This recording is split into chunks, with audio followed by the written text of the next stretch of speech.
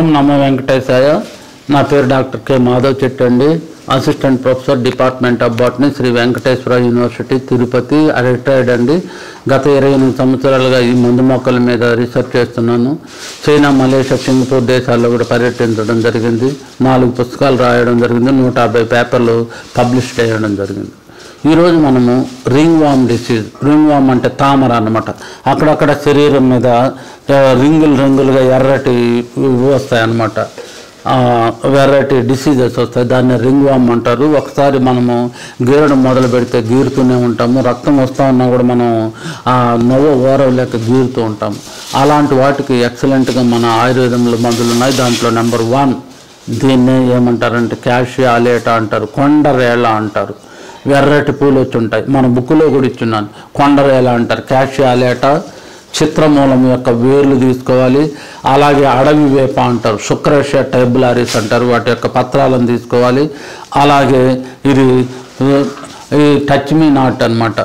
ఇది మైమోజా పుడిక అనమాట, అత్తిపత్తి అంటారు అనమాట. వీటి యొక్క వేర్లు తీసుకోవాలి. ఈ కొండ వేప ఆకులను తీసుకోవాలి. చిత్రమూలం వేర్లు తీసుకోవాలి. ఈ సీమరేల లేదా కొండరేల యొక్క ఆకులను తీసుకొని బాగా పేస్ట్గా నూరేసి, లేకపోతే ఈ విధంగా పౌడర్, సమపాలలో పౌడర్ తీసుకోవాలి.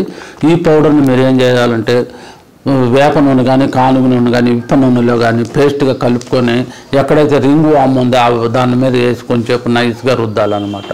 ఆ విధంగా ఒక 15 నుంచి 20 రోజులు కానీ వాడినారంటే పూర్తిగా రింగ్ వామ్ పోతుంది. దాంతోపాటు ఇదే పౌడర్ని రోజు 1/4 స్పూన్ పౌడర్ వెచ్చటి వాటర్లో నైట్ పడుకునే ముందు రోజుకు ఒకసారి వాడాలి. అలా వాడడం వల్ల మీకు రింగ్ వామ్ ఎక్కడున్నా, బాడీలో ఎక్కడున్నా కూడా చిన్నపిల్లలు మొదలుకొని పెద్దవాళ్ళ వరకు ఎవరైనా వాడచ్చు. ఇది అంత బాగా పనిచేస్తుంది. దీంతోపాటు నేను ఆల్రెడీ చెప్పాను, ఒక బుక్ ఒకటి రాశానని. దీన్నే flowering plants of Chittoor district, Andhra Pradesh అంటారు. చిత్తూరు డిస్టిక్లోని మందు మొక్కలు. దీంట్లో 2000 మొక్కలు ఉన్నాయి.